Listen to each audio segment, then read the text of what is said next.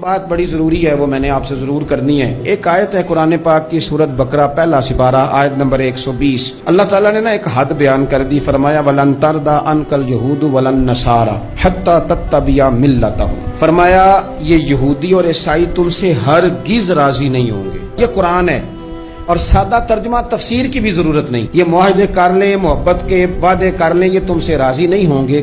کب راضی ہوں گے؟ حتی تتبع ملتہم، یہاں تک کہ تم ان کے دین کی پیروی کرنے لگ جاؤ۔ میرا جب پہلی دفعہ پاسپورٹ بنا تو میں نے سارا پڑھا، کتابیں پڑھنے کا شوق تھا شروع سے۔ اس کے ہر صفحے پہ لکھا ہے کہ سوائے اسرائیل کے، یعنی آپ پوری دنیا میں یہ سبز ہلالی پاسپورٹ لے کے جا سکتے ہیں، خبردار اسرائیل آپ یہ پاسپورٹ لے کے نہیں جا سکتے۔ یعنی اتنی نفرت کسی ملک سے کہ اس پر لکھ کے چھاپ دیا ہر صفحے پر کہ یہ پاسپورٹ سوائے اسرائیل کے ہر ملک کے لیے کارآمد ہے۔ میرا سوال ہے عرب کے ان لیڈروں سے جنہوں نے اسرائیل کے ساتھ معاہدہ کیا، مجھے بتاؤ تمہیں فلسطین کی بیٹیاں بھول گئی نا ساری کی ساری؟ تمہیں وہ ماں بھول گئی نا جو مسجد اقصی کے دروازے پہ کھڑی ہو کے چیخیں مارتی تھی اور کہتی تھی کوئی علی کو خبر کرو کہ میری بچیاں قید میں ہیں؟ اور بھول گئی؟ تمہیں وہ بہن بھول گئی نا جس پر شراب کی بوتل انڈیڑتے تھے اسرائیل کے فوجی؟ وہ آپ کو ابھی بھی ویڈیو مل جائے گی۔ وہ انڈیلتے تھے شراب کی بوتل، اسے پکڑتے تھے، دست درازی کرتے تھے، اور وہ بیٹی کہتی تھی یا رحمت للعالم۔ بھول گیا تمہیں وہ سارا کچھ؟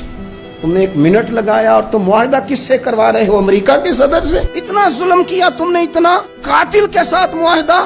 کیا سمجھتے ہو فلسطین والوں کا کوئی والی وارث نہیں؟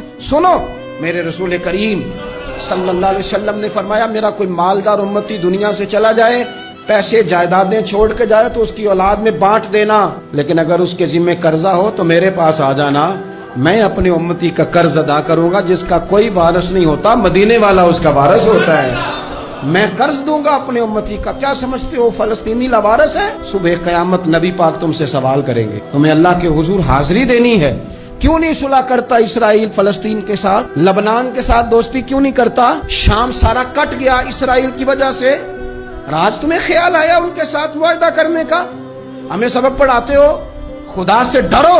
اور پھر اقبال کہتے ہیں مسلمانوں سے مایوس نہ ہونا، حکمرانوں سے زیادہ امیدیں بھی نہ لگانا۔ وہ جو چھوٹے چھوٹے لوگ نکلے تھے نا صحرا سے، بظاہر غریب تھے، بظاہر ان کے پاس مال نہیں تھا، وہ خالد بن ولید جیسے، وہ سعد بن ابی وقاص جیسے، بظاہر ان کے پاس زیادہ اسلحہ نہیں تھا۔ اقبال کہنے لگے مایوس نہ ہونا، یہ نہیں کہنا بن کچھ نہیں سکتا، فرمانے لگے رات میں نے سنا ہے فرشتے آپس میں باتیں کر رہے۔ واہ اقبال، تیرا بھی انداز کتنا نرالا ہے۔ کہنے لگے رات فرشتے آپس میں باتیں کر رہے تھے، میں نے سن لی ہیں۔ بھلا وہ کیا کہہ رہے تھے؟ یہ سارے لوگ نا خالد بن ولید، سعد بن ابی وقاص، یہ صحرا کے رہنے والے، اور اس وقت کی سب سے سپر پاور روما کہلاتی تھی، الٹ پلٹ کے رکھ دی ساری رومی سلطنت۔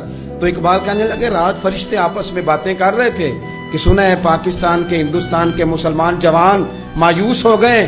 کہنے لگا نہ مایوس ہونا، نکل کے صحرا سے، جس نے روما کی سلطنت کو الٹ دیا تھا، نکل کے صحرا سے۔